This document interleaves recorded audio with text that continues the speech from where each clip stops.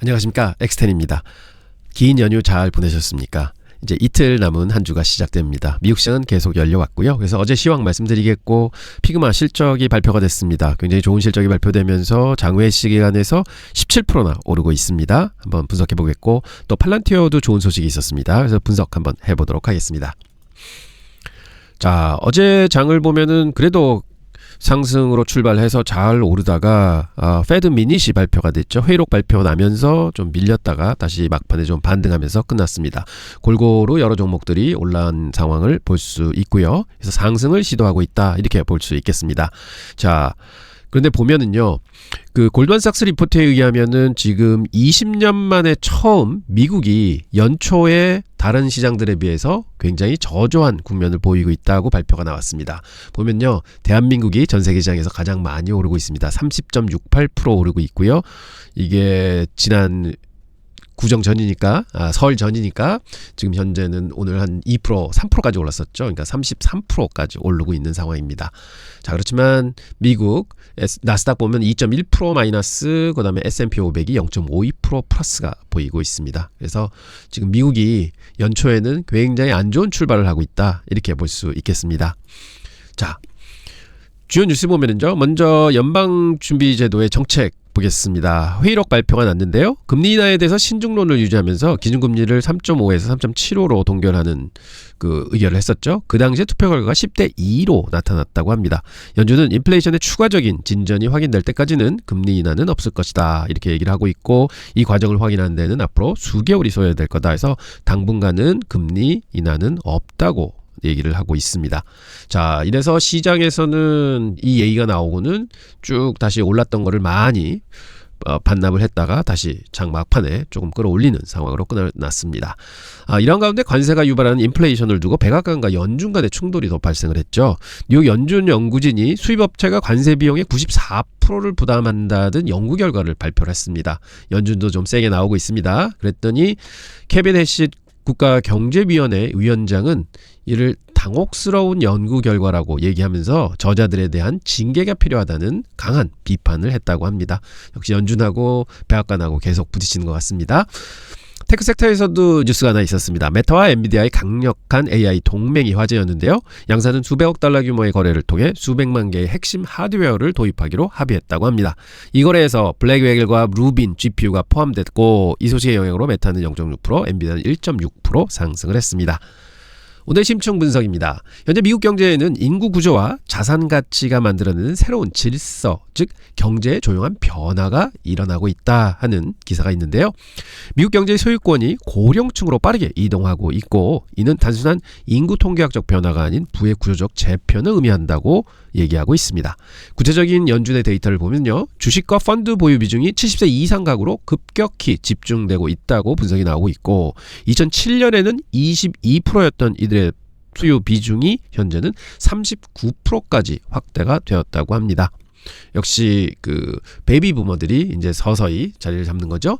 자산에서 부채를 뺀 순자산 점유율을 보더라도 부의 집중 심화 현상은 확인이 되는데요. 20년 전에는 70세 이상이 전체 순자산의 20%를 차지했지만 지금은 32%로 드러났다고 합니다. 그러니까 전체 순자산의 3분의 1을 70대 이상의 노령 인구가 가지고 있다. 그래서 베이비 부머들의 고령화 현상이 확실하게 나타나고 있구나 보고 있어서, 역시 우리나라도 마찬가지 현상이 이루어지고 있다고 생각을 합니다. 그래서 앞으로 여러 가지 생각을 좀 해보게 만드는 기사였습니다. 이러한 부의 이동을 이끄는 핵심 드라이버는 세 가지라고 얘기를 하는데요. 첫째는 고령 인구의 절대적 증가, 둘째는 기업 성장과 배당의 수혜를 누리는 기업들이 이익을 많이 내고 있다 하는 부분, 마지막으로 부동산 및 금융자산 급등으로 인한 자산 가치의 상승입니다. 그래서 앞으로는 우리 투자 전략에도 이러한 흐름을 잘 반영해서 투자를 해야 될 것 같습니다. 시장 일정 짚어드리겠습니다. 이번 주 목요일에는 소매 지표의 가늠자가 될 월마트, 그 다음에 글로벌 커머스의 동향을 보여줄 알리바바, 그리고 산업 및 농업 분야의 대장주인 디어의 실적을 주목하시기 바랍니다. 자, 연휴 기간 동안에 AI 에이전트의 부상으로 사스 기업들이 종말이 오는가에 대해서 쭉 말씀을 좀 드렸습니다. 많은 사스 기업들이 몰락을 하겠으나 해자를 가진 기업들은 더욱 성장할 것이라고 말씀을 드렸었는데요. 그 기업들 중 피그마와 팔란티어에 대해서 심층 분석해 보도록 하겠습니다.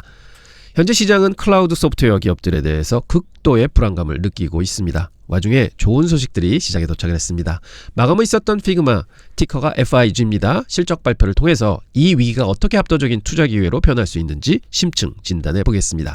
일단 피그마는 시간의 거래에서 17% 상승하면서 거래가 되고 있고요. 그래서 참 다행이라고 생각을 합니다. 피그마는 시장의 공포와 정반대로 질주하고 있습니다. 자, 산도표에서 보시다시피 대다수 기업들이 성장 둔화와 투자 심리 위축을 겪고 있는 반면에 피그마는 홀로 우상단에 위치해 있습니다. 피그마의 매출은 성장이 3분기 38%에서 4분기 40%로 오히려 가속화됐고요. 연속 2분기 성장 가속을 이뤄낸 것은 현재 업계에서는 피그마밖에는 없습니다. 완벽한 아웃 퍼포먼스를 보여주고 있다고 하겠습니다. 숫자로 증명된 성과를 다시 한번 보시죠. 피그마는 클라우드 기반 디자인 툴 역사상 최초로 연간 매출 10억 달러를 달성했습니다. 즉 1조 5천억을 벌었다는 얘기인데요. 이게 대기록입니다. 전년 대비 41%라는 폭발적인 성장률을 기록하며 정확히 10억 5,600만 달러의 매출을 달성했습니다. 이는 피그마의 비즈니스 모델이 얼마나 견고한지를 보여주는 핵심 지표라고 말씀드리겠습니다. 무엇보다 중요한 것은 고객들이 지갑으로 투표하는 것이죠. 기존 고객의 유주를 보면 순매출 비율 NDR은 136%에 달하고요. 기존 고객들의 지출은 10분기 내 최고치인 36%가 증가했습니다. 특히 연매출 100만 달러 이상 결제하는 초대형 고객의 수가 무려 68%나 폭증을 했습니다. 엔터프라이즈 기업들이 피그마에 대한 의존도를 더욱 높이고 있다는 아주 결정적인 좋은 증거입니다. 그렇다면 시장이 두려워하는 AI는 피그마에게 위협일까요? 그렇지 않습니다. 전통적인 사스 기업들에게는 AI는 무서운 인프라 비용 증가를 의미합니다. 하지만 피그마에게는 AI는 새로운 수익 창출을 위한 무기인 것입니다. AI 기능인 피그마 메이크는 도입 이후 주간 활성 사용 주수가 70%나 증가했다고 합니다. 남들에게는 비용인 AI가 피그마에게는 매력적인 상품으로 작동하고 있다는 증거이죠. 이러한 높은 참여율은 곧장 강력한 모멘텀으로 이어집니다. 다가오는 3월 드디어 피그마의 수익화 스위치가 들어오게 됩니다. AI 크레딧 기반의 과금 모델이 본격적으로 시작이 되는데요.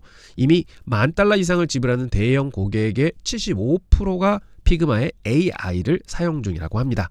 지금은 공짜로 쓰지만 3월부터는 돈을 내야 된다는 얘기죠. CFO가 언급했듯 이 높은 AI 참여율은 3월부터 즉각적인 매출 상승으로 전환될 것입니다. 라고 얘기를 했습니다. 피그마는 피 튀기는 AI 개발 전쟁의 최전선에서 싸우지 않습니다. 대신 그들은 모든 AI가 거쳐가는 사령부의 위치를 선점해 있습니다. 엔스로픽의 클로드 코드를 통합해 디자인을 자동화하고 있고요. 오픈 AI의 챗GPT를 피그마 잼과 연동해서 워크플로우를 혁신했습니다. 또한 서비스나우와 파트너십을 맺고 엔터프라이즈 앱 전환을 돕고 있습니다. 즉 어떤 AI 모델이 승리하든 AI 기술이 발전할수록 피그마의 가치는 동방상승하는 구조라는 것을 알 수가 있습니다. 이제 밸류에이션을 살펴보겠습니다. 과거의 거품은 완전히 사라졌고 이제 진짜 알맹이만 남았습니다. 작년도에 IPO 당시 주당 $140까지 올랐었죠. 그래서 주가 매출 비율은 100배에 달했던 주가가 현재는 고점 대비해서 80%나 하락한 상황입니다. 그래서 24불을 기준으로 하면은 프라이스 퍼 세일은 8.8배에 다다르게 됩니다. 많이 떨어졌습니다. 투자자들에게 압도적인 성장주를 가치주 가격에 살 수 있는 절호의 기회다. 이렇게 말씀드릴 수 있겠습니다. 경쟁사들과 비교해보면 피그마의 저평가는 더욱 뚜렷합니다. 어도비는 성장률이 10%에 불과한데 PS 비율이 10배를 적용받고 있고요. 캔바는 약 30% 성장률에 15배 밸류에이션을 받고 있습니다. 반면 피그마는 38%라는 압도적인 성장률을 보유하면서도 밸류에이션은 8.8배를 받고 있다. 그래서 가장 낮은 밸류에이션을 받고 있다. 그래서 성장률은 가장 높은데 가격은 가장 싸다. 이렇게 볼 수 있겠습니다. 물론 시장에 우려도 존재합니다. 1분기 41%였던 프리 캐시플로우 마진율이 4분기에는 13%까지 급락을 한 점, 이게 약간 우려를 내는 부분인데요. 하지만 그 진실을 들여다볼 필요가 있습니다. 역시 이유 있는 후퇴였습니다. 바로 AI 인프라 구축을 위한 선제적 투자가 있었기 때문에 비용이 좀 많이 들어서 마진이 좀 떨어진 겁니다. 결론적으로 앞서 말씀드린 3월 유료화가 시작이 되면 이 막대한 인프라 비용은 추가적인 AI 매출로 완벽히 상쇄가 될 것으로 예상하고 있습니다. 그렇다면 우리의 목표는 얼마일까요? 시나리오 분석을 해보겠습니다. 가장 부정적인 베어 케이스입니다. 확률적으로는 한 15% 발생할 수가 있는데 그러면 시장은 여기서 더 밀리겠죠. 그럼 바닥은 18불 정도가 될 것이다. 그럼 지금부터 20% 정도 더 추가 하락하는 부분입니다. 그렇지만 이거는 굉장히 제한적이고요. 반면 베이스 케이스 확률이 가장 높은 거는 한 45%의 확률로 한 45불까지는 올라간다. 이렇게 봅니다. 그래서 지금서부터도 90%의 상승률이죠. 그리고 긍정적인 불 케이스를 보면 확률은 한 40% 작용을 하는데요. $60 이상을 예상할 수 있을 것 같습니다. 그럼 지금부터 148%의 상승을 의미합니다. 전체적인 기대값을 볼 때 현재가 대비해서 60% 정도의 상승 여력은 보유하고 있다. 이렇게 말씀드릴 수 있겠습니다. 자, 피그마 포지션이 없는 분들 위해서 3단계 분할 매집 전략을 말씀드립니다. 현재가인 $20, $4 부근에서 30% 정도를 담으시고요. 만약 주가가 20에서 20달러로 조정을 받는다. 그럼 40% 정도를 추가 매수하십니다. 그리고 $18 이하로 패닉 셀이 나온다면 나머지 30%를 모두 담는 그런 전략을 가져가시면 어떨까 싶습니다. 하지만 지금 장외에서 한 17%가 상승을 하고 있어서 이게 사시는 타이밍은 좀 더 지켜보시는 게 더 좋지 않을까 이렇게 보고 있습니다.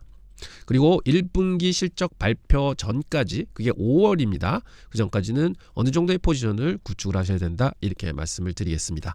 마지막으로 당부드리고 싶습니다. 공포에 사서 탐욕에 팔아라. 남들이 사스의 종말을 외치며 두려워하고 주식을 던질 때 피그마는 실적과 AI 수익화라는 새로운 챕터를 열고 있습니다. 지금은 시장에서 도망칠 때가 아니고 피그마를 과감하게 담아서 5월달까지 한번은 끌고 가보심도 어떤가 이렇게 생각하고 있습니다. 자, 피그마 말씀드렸는데요. 팔란티어도 말씀을 잠깐 드렸었습니다. 그래서 한번 더 분석을 해보겠는데요. 사스의 폭락의 피해자 팔란티어죠. 한번 더 보겠습니다. 어제 미주호 증권의 리포트와 함께 시장의 흐름이 완전히 바뀌고 있습니다. 팔란티어 주제는요, 반등의 서막입니다. 먼저 결론부터 말씀드리면 저희의 투자 의견은 스트롱바이입니다. 목표 주가는 현재가 대비해서 약 40% 정도 올라있는 195불을 말씀을 드리는데요. 핵심 근거는 세 가지입니다. 첫째는 2월 13일 날 저점을 찍고 확실하게 기술적 반등을 시작을 했습니다. 둘째는 2026년 매출 가이던스가 전년 대비해서 61%라는 폭발적인 성장을 예고를 하고 있고요. 셋째는 성장만 하는 게 아닙니다. 수익성 지표인 룰 오브 40이라고 여러분 많이 들어보시죠? 이 점수가 127점을 기록하고 있어서 업계 최고 수준입니다. 지금은 밸류에이션 우려보다는 성장성이 압도적으로 돋보이는 그런 시기인 것입니다.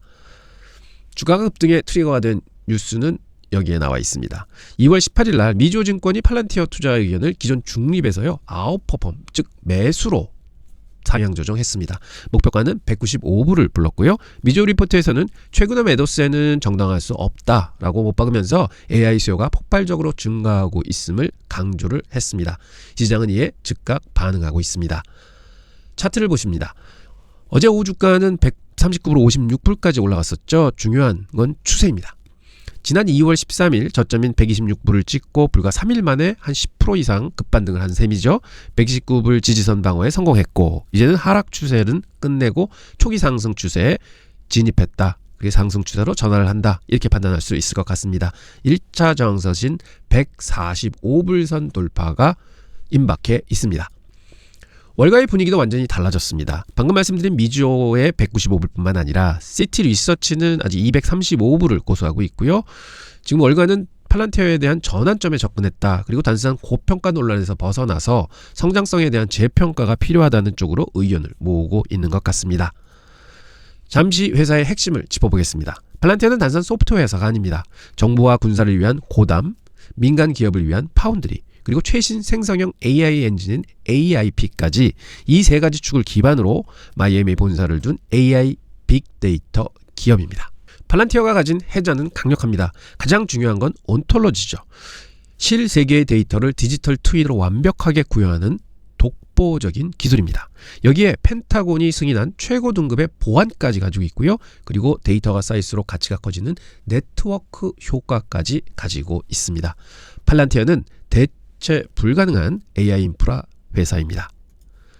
실적은 어떻습니까? 숫자가 모든 걸 증명합니다. 지난 4분기 총 매출은 전년 동기 대비해서 무려 70%나 성장한 1.4 빌리언을 기록했습니다. 특히 주목하실 점은 미국 상업 매출이 137%나 폭증했다는 겁니다. 이는 AI 도입이 실험 단계를 지나 실제 확산 단계에 접어들었음을 증명하는 것입니다. 미래는 더 밝습니다. 2026년 가이던스를 보시면요. 전체 매출은 72억 불, 즉 이어니어에서 61%를 증가를 예상을 합니다. 핵심인 미국 상업 매출은 31억 달러를 예상하면서 115% 성장을 바라보고 있습니다. 성장 그래프의 기울기가 꺾이는 것이 아니라 오히려 가속화되고 있는 중입니다. 성장의 핵심 엔진인 미국 상업 부분을 좀 더 자세히 살펴보겠습니다. 고객사는 전년 대비해서 43%가 증가한 711개사에 달합니다. 기업들에게 팔란티어는 AIP는 이제 선택이 아닌 생존을 위한 필수제가 되었습니다. 115%라는 성장률 전망치는 바로 이런 현장의 수요를 반영한 것이라고 말씀드리겠습니다.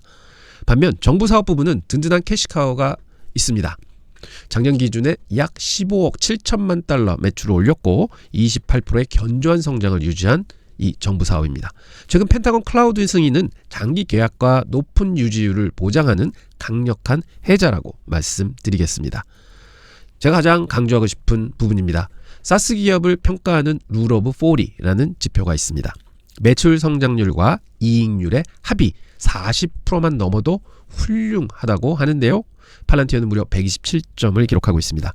스노우플레이크나 데이터독 같은 경쟁사들을 완전히 제압하는 압승입니다. 이것은 팔란티어가 돈을 써가면서 성장하는 회사가 아니라 수익을 내면서 폭발적으로 성장하는 기업이다라는 것을 증명하고 있습니다. 물론 주가가 비싸다는 지적도 있습니다. 2026년 예산 매출 기준 주가 매출 비율은 43배입니다. 이게 높은 건 사실입니다. 하지만 좌우저우를 보십시오. 43배라는 멀티플은 AI 인프라 독점 프리미엄하고 127점의 효율성을 고려할 때는 정당하다 이렇게 말씀드릴 수 있겠습니다. 단순 소프트웨어 기업이 아닌 엔비디아와 같은 인프라 기업임을 생각해 주시기 바랍니다. 이를 바탕으로 목표 주가를 산출해 보겠습니다. 프라이스 세일즈 멀티플 방식으로는 190불이 계산이 되고요. 애널리스트 평균값은 191불에 놓여 있습니다. 그리고 DCF 모델을 쓰면은 200불이 나옵니다. 그래서 저희는 이중 보수적인 컨센서스를 적용을 해서 195불을 설정을 합니다. 투자 리스크도 짚고 넘어가겠습니다. 첫째, 밸류에이션 부담은 최근 고점 대비해서 25% 주가가 조정을 받았기 때문에 상당 부분 희석이 됐고요. 두 번째는 정부 예산 삭감 우려가 있었지만 오히려 정부 효율화 부서가 팔란티어 소프트웨어를 사용한다는 점이 확인되면서 기회로 전환이 되고 있는 상황입니다. 셋째는 빅테크와의 경쟁 이슈인데요. 그걸 좀 더 자세히 말씀을 드리면 피라미드를 보십시오. 빅테크, 즉 마이크로소프트, 구글 같은 데는 모델은 강력하지만 보안과 통합 능력이 부족합니다. 스노우플레이크는 데이터 저장 중심이라 팔란티어와는 상호 보완 작용을 하고 있습니다. 엔드투엔드 통합, 그리고 온톨로지, 그리고 최고의 보안을 모두 갖춘 기업은 팔란티어밖에 없습니다. 전 세계 유일한 기업이라고 볼 수 있겠습니다. 수학 분석을 정리를 해봐도 강점은 온톨로지 기술과 압도적인 수익성이고요. 그렇지만 약점은 높은 밸류에이션, 너무 주가가 비싸다는 거 밖에는 없습니다. 그리고 기회인 상업 매출의 폭발적 성장이 아마 이러한 논란을 잠재우지 않을까 생각하고요. 위협 요소들은 이미 시장의 가격으로 많이 반영이 됐다. 그래서 주가가 좀 빠진 부분이 있다. 이렇게 볼 수 있겠습니다. 포트폴리오 내 권장 비중을 한 8에서 10% 정도까지는 확대하셔도 된다 하는 거 말씀을 드리고요. 진입 전략은 두 가지입니다. 현재 136불 부근에서 좀 한 반 정도를 잡으시고요. 만약 135불까지 눌리는 눌림목이 나온다 하면은 조금 더 비중을 채우시는 것도 말씀드립니다. 그리고 리스크 관리를 위해서는 손절 라인은 120불 선을 한번 두시고 한번 고민해 보시는 게 옳지 않은가 이렇게 생각을 합니다. 매도 전략도 명확히 말씀을 드리겠습니다. 1차는 주가가 165불에 도달하게 되면 전체 물량의 한 20% 정도는 팔아주시는 게 괜찮은 것 같고요. 그 다음에 목표가인 195불에 도달하게 되면 한 반 정도를 수익을 확정을 짓습니다. 나머지 30%는 220불 이상을 바라보면서 좀 한번 거세게 올라가는 그 장세를 한번 예상을 해봅니다. 현재 리스크 대비 보상 비율은 2.8대 1로 매우 매력적인 구간에 놓여 있다. 이렇게 말씀을 드리겠습니다. 팔란티어는 AI 인프라의 숨은 챔피언이자 수익성 있는 성장의 교과서입니다. 오늘 기억하실 숫자는 딱 하나입니다. 140불 미만은 마지막 합리적인 가격이다. 이렇게 생각해 주시면 될 것 같습니다. 투자 의견은 스트롱 바이입니다. 목표 주가는 195불 다시 한번 말씀드립니다. 팔란티어 우리나라 분들이 많이 가지고 계신 주식입니다. 그리고 상장의 수익도 많이 내줬고, 근데 지금 현재는 기업의 실적만큼 주가가 못 오르는 듯한 그런 느낌을 많이 가지는 주식입니다. 하지만 이런 주식들도 어느 순간에는 팔 사람이 다 팔고 나면 크게 강하게 올라가는 게 좋은 주식의 특징입니다. 그래서 여러분 조금 고되시더라도 제가 볼 때는 좀 주식을 믿고 좀 더 성장해 주기를 기대하면서 아마 팔란티아와 같이 하신다 그러면 꼭 좋은 성과 이루실 수 있을 것 같습니다. 인백스도 같이 팔란티아 응원하면서 같이 투자해 보도록 하겠습니다. 오늘 영상은 여기까지고요. 사스 기업들 많이 빠졌었는데 지금 서서히 반등하는 것 같고, 오늘 도어대시도 좋은 실적이 나오면서 굉장히 장외시장에서 크게 반등을 하고 있습니다. 그래서 역시 모든 사람들이 떠날 때가 결국은 투자할 시기가 아닌가, 이런 생각을 다시 한번 해봅니다. 내일은 더 좋은 영상 가지고 여러분들 찾아뵙도록 하겠습니다. 감사합니다.